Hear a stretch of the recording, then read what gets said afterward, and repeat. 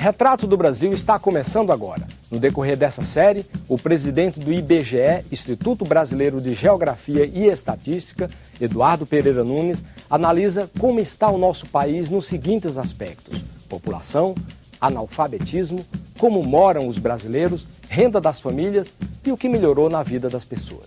O programa de hoje vai analisar como moram os brasileiros.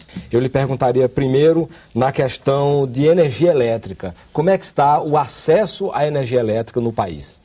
Bom, então, que Brasil é esse? É um país onde nós temos 67 milhões de domicílios, dos quais 57 milhões e meio hoje são domicílios ocupados pelas famílias brasileiras. Os outros 10 milhões são domicílios ou são casas de campo, ou são residência secundária, ou são casas e obras, ou colocadas à venda, ou para aluguel e, portanto, não ocupadas. Dos 57 milhões, e do conjunto, nós estamos falando 84% é de domicílio urbano e 16% de domicílio rural. Esses domicílios, praticamente hoje no Brasil, já tem acesso quase que completo à eletrificação, à eletricidade. Isso urbano. O urbano.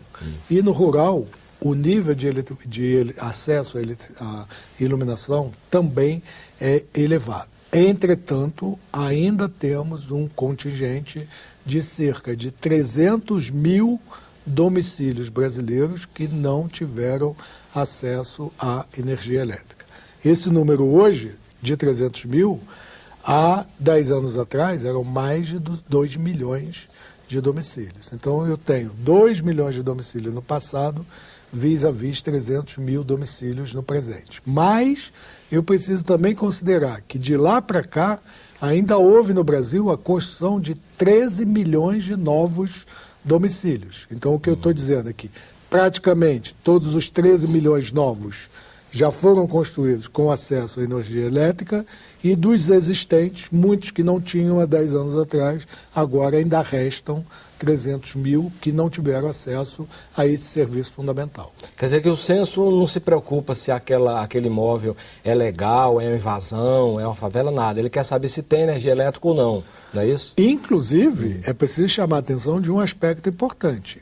Eu estou dizendo, 300 mil não tem. Não tem. Agora, dentre todos os outros que tem, eu não quero saber, eu não pergunto ao indivíduo se ele tem de maneira legal ou ilegal o acesso à energia elétrica. Se tem gato, se tem algum puxadinho, é o indivíduo, é a condição de vida do indivíduo que vai determinar.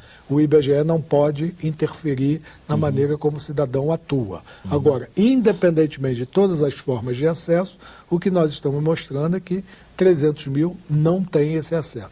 E onde ou quem são quais são esses domicílios que não têm acesso à energia elétrica? No caso brasileiro, são, na grande maioria, situados na área rural e com uma característica muito mais difícil para alcançar a sua própria universalização, distribuídos no território brasileiro de forma muito dispersa, o que dificulta ainda mais a construção de redes de iluminação pública para chegar a um determinado ponto. Então, quando a gente olha um país com 8 milhões e meio de quilômetros quadrados, com 300 mil domicílios dispersos pelo território, chegar à universalização completa é um desafio muito grande. Quer dizer, vou fazer uma pergunta um pouco óbvia, mas vamos dizer, como é um país continental, pode ser que alguém tenha um nível de renda bom e esteja numa região onde absolutamente ele não tenha nem a possibilidade de fazer uma ligação elétrica. Mas tem uma ligação entre renda e a falta do acesso à energia elétrica?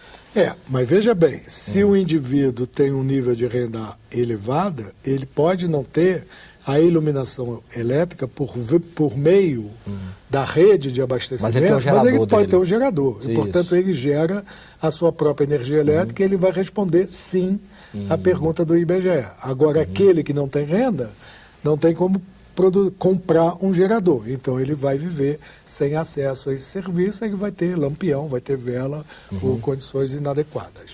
Vamos entrar na questão da água, que é uma coisa fundamental, né? Cada vez mais a água é um bem precioso, raro e cada vez mais disputado. Como é que está a distribuição de água, o acesso à água no Brasil? O Brasil urbano e o Brasil rural. Justamente. E eu vou começar a responder essa pergunta pela maneira como você fez a introdução. A água é cada vez mais um bem precioso no Brasil e no mundo.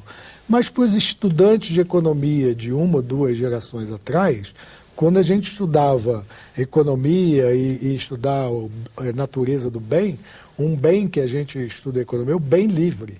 E dentre os bens livres nos manuais antigos, a água era um deles. Hoje não se pode mais falar disso, até do ponto de vista da sua escassez e da importância para a saúde das pessoas, inclusive no próprio Brasil. E olhando então nesse Brasil, o que a gente observa? O Brasil urbano tem acesso ao saneamento, à água, dentro das grandes cidades brasileiras. As grandes cidades têm capacidade de prover o abastecimento d'água para grande parte da população.